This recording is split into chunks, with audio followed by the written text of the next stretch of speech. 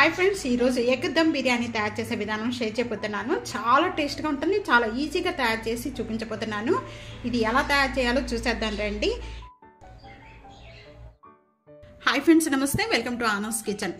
ముందుగా ఎగ్ దమ్ బిర్యానీ తయారు చేసుకోవడానికి నేను ఇక్కడ 6 ఎగ్స్ అండి బాయిల్ చేసుకొని ఉప్పు కారం పసుపు వేసేసి కొద్దిగా ఆయిల్లో లైట్గా ఫ్రై చేసేసి పెట్టేసుకున్నాను. ఈ సైడ్స్ అనేది ఈ విధంగా గీట్గా పెట్టుకుందామండి.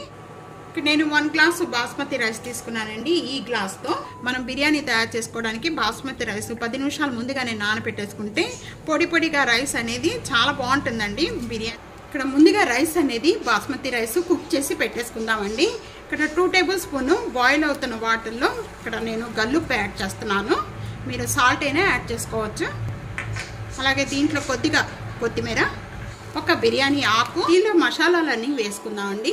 ఒక 4 లవంగాలు, ఒక మరాఠీ మొగ్గ, 2 యాలకులు, కొద్దిగా దాల్చిన, కొద్దిగా జాపత్రి, ఇవన్నీ కూడా యాడ్ చేసేస్తున్నాను ఈ వాటర్లో. వాటర్ అనేది టేస్ట్ చూసిన తర్వాత కొద్దిగా సాల్ట్గా వాటర్ లాగా ఉండాలండి. ఇక్కడ నేను వేసిన స్పైసెస్ అన్నీ కూడా తీసేసి ఈ విధంగా సైడ్ పెట్టేస్తున్నాను. బాయిల్ అయిపోయిన వెంటనే కూడా ఇక్కడ మనం ముందుగా 10 నిమిషాల వరకు కూడా బాస్మతి రైస్ నానబెట్టుకొని ఒక 3-4 టైమ్స్ వరకు కూడా బాగా క్లీన్ చేసుకున్న బాస్మతి రైస్ అన్ని దీంట్లో యాడ్ చేసేస్తున్నానండి. బాస్మతి రైస్ అనేది 80% ఉడికితే చాలండి. మనం ఇక్కడ ఒకటి పట్టుకుంటే రైస్ అనేది ఈ విధంగా కట్ అయిపోవాలి. ఎంత కూడా మనం ఒక స్టెయినర్లో వేసేసుకుందాం. ఈ విధంగా కుక్ చేసుకున్న రైస్ అంతా సైడ్ పెట్టేసుకుందాం. ఎగ్ దమ్ బిర్యానీ తయారు చేసుకోవడానికి ఇక్కడ నేను ప్యాన్లో 4 టేబుల్ స్పూన్ ఆయిల్ యాడ్ చేస్తున్నానండి. ఆయిల్ బాగా కాయిపోయిన వెంటనే కూడా 2 మరాఠీ మొగ్గలండి, 2 కొద్దిగా దాల్చిన చెక్క, 2 యాలకులు, ఒక 4 లేక 5 లవంగాలు, కొద్దిగా జాపత్రి, ఇవన్నీ యాడ్ చేసేస్తున్నాను. కొద్దిగా జాజికాయ అండి. ఈ జాజికాయ అనేది ఇలాగా కొద్దిగా పౌడర్గా తురిమి వేసుకోవాలి. ఇక్కడ ఇవన్నీ కూడా బాగా వేగిపోయిన వెంటనే నేను ఇక్కడ 2 ఆనియన్స్ తీసుకున్నానండి. అలాగే 3 మిర్చి, ఇవన్నీ కూడా యాడ్ చేసేస్తున్నాను. ఈ విధంగా వేగిపోయిన వెంటనే కూడా ఇక్కడ నేను 2 టేబుల్ స్పూన్ అల్లం వెల్లుల్లిపాయ పేస్ట్ యాడ్ చేస్తున్నాను.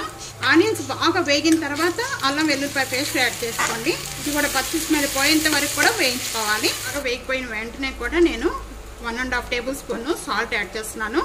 నేను 1.5 టేబుల్ స్పూన్ ధనియా పౌడర్ యాడ్ చేస్తున్నాను. ఇంకా 1/2 టేబుల్ స్పూన్ జీరా పౌడర్, 1/2 టేబుల్ స్పూన్ పసుపు, 1.5 టేబుల్ స్పూన్ కారం.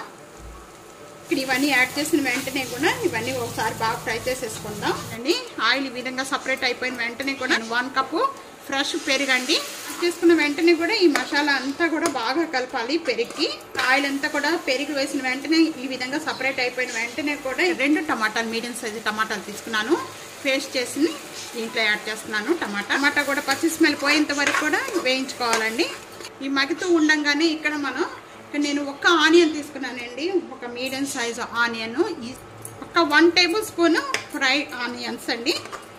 ఈ మొత్తం కూడా ఆయిల్ సపరేట్ అయ్యేంత వరకు కూడా మగ్గించేసుకుందాం. ఈ ఆయిల్ ఈ విధంగా సపరేట్ అయిపోయిన వెంటనే ఫ్రై చేసుకున్న ఎగ్స్ అన్ని కూడా దీంట్లో యాడ్ చేసేస్తున్నాను. 1 మినిట్ వరకు కూడా వీటిని ఫ్రై చేసేసుకుందాం. 1 మినిట్ అయిపోయిన వెంటనే కూడా 1 టేబుల్ స్పూన్ నేను గరం మసాలా పౌడర్ యాడ్ చేస్తున్నానండి. అలాగే కొద్దిగా కొత్తిమీర. ఈ ఎగ్స్ అన్ని కూడా నేను ఒక ప్లేట్లో సపరేట్ చేసేస్తున్నాను. ఈ విధంగా బాస్మతి రైస్ అంతా కూడా లేయర్గా యాడ్ చేస్తున్నాను. ఫ్రై చేసిన ఆనియన్స్, అలాగే కొద్దిగా మళ్ళీ రైస్ లేయర్గా యాడ్ చేసుకోవాలి. ఈ ఎగ్స్ అన్ని కూడా దీంట్లో యాడ్ చేసేస్తున్నాను. మిగతా రైస్ కూడా 1 లేయర్గా యాడ్ చేసేస్తున్నానండి. ఇక్కడ డ్రై ఆనియన్స్ అన్ని కూడా మొత్తం యాడ్ చేసేస్తున్నాను. ఇక్కడ 1 టేబుల్ స్పూన్ అండి మొత్తం నెయ్యి యాడ్ చేస్తున్నాను. పైన 1 టేబుల్ స్పూన్ నిమ్మకాయ ఈ విధంగా పిండేస్తున్నాను. పైన మొత్తం యాడ్ చేసిన వెంటనే కూడా పైన మీరు కొత్తిమీర ఉంటే కొత్తిమీర చల్లుకోండి, పుదీనా 2 చల్లుకోవచ్చు. నేను ఏమి వేయట్లేదండి. ఇక్కడ మొత్తం మూత పెట్టేసేసుకొని ఒక 5 మినిట్స్ వరకు కూడా లో ఫ్లేమ్లో పెట్టుకోవాలి. ఓపెన్ చేద్దామండి. ఇక్కడ రైస్ అంతా కూడా బాగా కలర్ చేంజ్ అయిపోయి ఈ మసాలా అంతా కూడా ఈ రైస్కి అనేది ఈ విధంగానే పట్టించేసేయాలి. నానబెట్టేసుకొని చేసుకుంటేనండి ఈ విధంగా పొడి పొడిగా వస్తుంది. సేమ్ బిర్యానీ ఎలా తయారు చేస్తామో సేమ్ అంతేనండి ప్రొసీజర్ అంతా కూడా. ఇదంతా కూడా ఒక సర్వింగ్ ప్లేట్లో తీసేసుకుందాం. కుక్కర్లో కూడా చేశాను. కావాలి అనుకుంటే కనుక మీరు ఓపెన్ చేసి ఎగ్ బిర్యానీ చూడండి. అది